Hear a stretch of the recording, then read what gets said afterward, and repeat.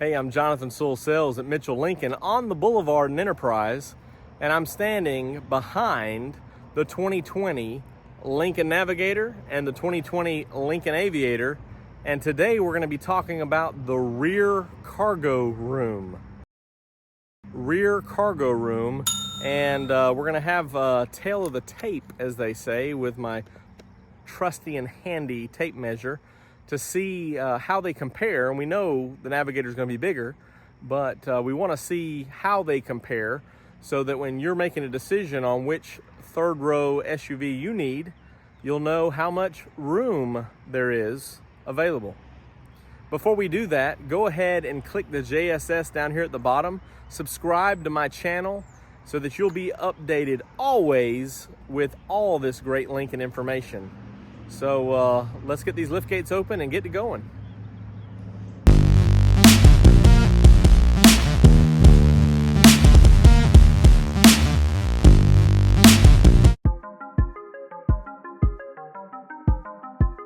All right, so we'll start off with the bigger vehicle because we know this is going to have a lot of room in this full-size SUV.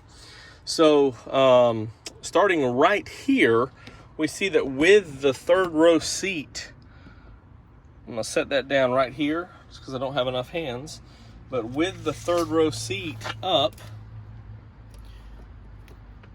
we've got on the outboard side about 17 inches, and right here in the middle we've got about 18 and a half. So you've got 18 and a half by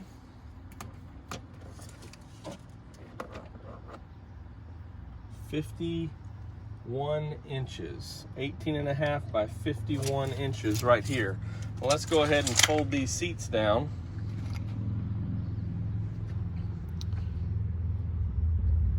And we'll just start with the third row.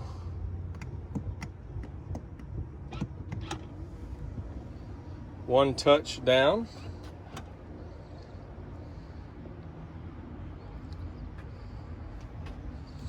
And so we've got 50 and a half as the width.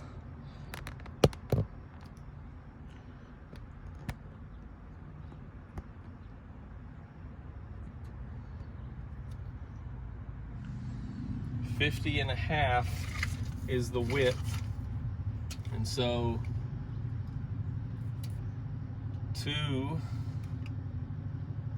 you've got 50 inches here, so 50 inches, and let's just check right up here.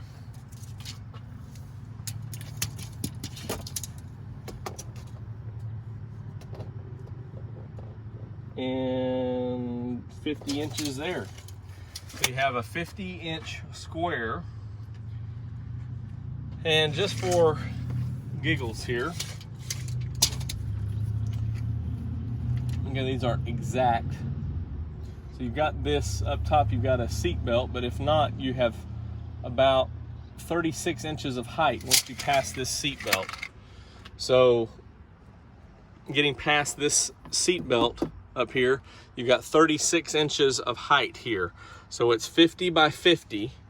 So easy could fit a 4x4 sheet of plywood or something like that in here. And then you have 36 inches up top. Now, of course, this console is going to somewhat get in the way, but we just need to measure one of the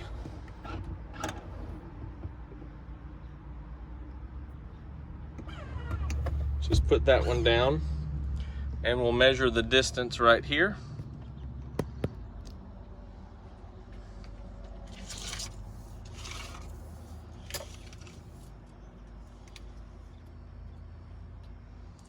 All right, of course you have a little bit of a curve right here. So you have 85 inches to the back of that seat, and that width right there from this molding is about 15 inches. So you could do 15 by 85, or almost 7 feet. Of course, those front seats won't fold down all the way, but you could slide that seat up to give you a little bit more room. Now here's what's really limiting is this right here, because if you're trying to get something inside, we know that it's 36 inches beyond the seatbelt housing right here, up here, but we need to see what this opening is. So let's measure that opening.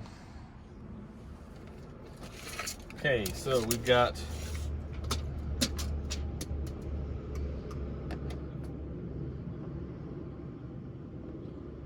looks like about 32 inches.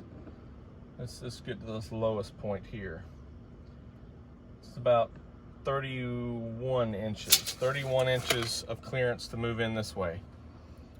All right, so still a lot of room in this vehicle.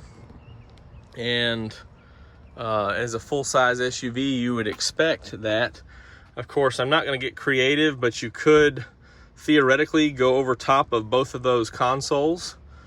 You know what? I think I will measure that just so we'll know. Also, you could set something up on top of these armrests and go from there. So let's just slide this on these armrests right here. All right, so onto the front of the first cup holder there. Of course, that would be where it would be bothering you depending on what item you have. And we have 114, so 9.5 feet, 114 inches if you need to fit something up in there. And that also is about 13 inches wide. So if you went to get an 8-foot shelving board or something like that, it would fit just right over top. Of course, you could cover that and put something over it to protect the panels and the armrest. But this is a pretty spacious vehicle right here. So let's see how the Aviator compares. All right, so the first thing we want to measure is with these seats up. Now these are tilted back a little bit. Of course, you can straighten them up a little bit when you fold them down, but just on the floor here, you've got 20 inches of space behind this seat. Okay, so I'll post, if you look down on the bottom of the screen, it'll have the Navigator comparisons here, because I can't remember all those measurements. And let's see what we got in width. Now it's actually a wider option right here, and it tailors in. So you have 48 inches right here, so 4 foot by 20 inches right here. So not so bad. Well, let's let these seats down.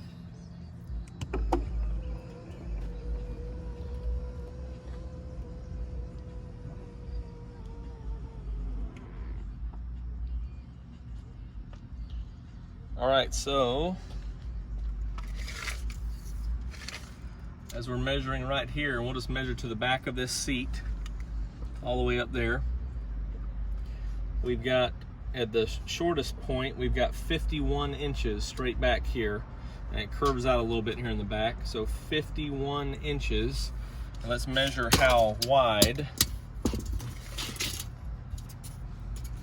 It tailors in here with the wheel wells, and you've got 41 inches right here in the width. Now this one doesn't have a console. Let's see what we're looking at as far as the second row.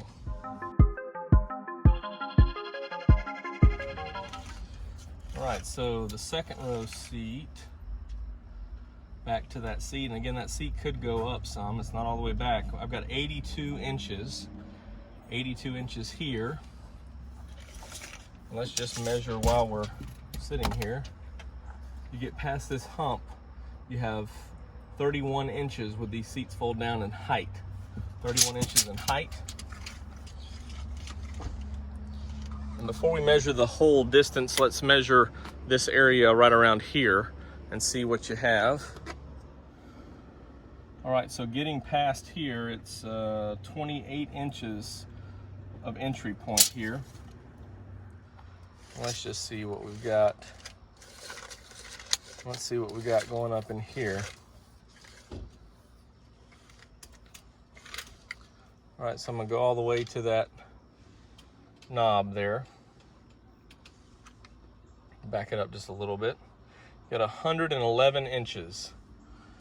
So 111, still over 9 feet there in the middle. So plenty good room here on both of these vehicles. Again, I'll try to match all those up in the comments or in the description as well. So thank you for joining me for a look at the Navigator and the Aviator third row seat vehicles. When folded down, the cargo room real world measurements. Sometimes it's hard to figure out the volume that they're talking about, but real world measurements on the Navigator and Aviator. I'm Jonathan Sewell Sales at Mitchell Lincoln on the Boulevard in Enterprise. Please comment below with any questions you have. Do like this video if it's good information for you, and subscribe to my channel for more information on these beautiful Lincoln vehicles. And I can't wait to see you in your very own Lincoln.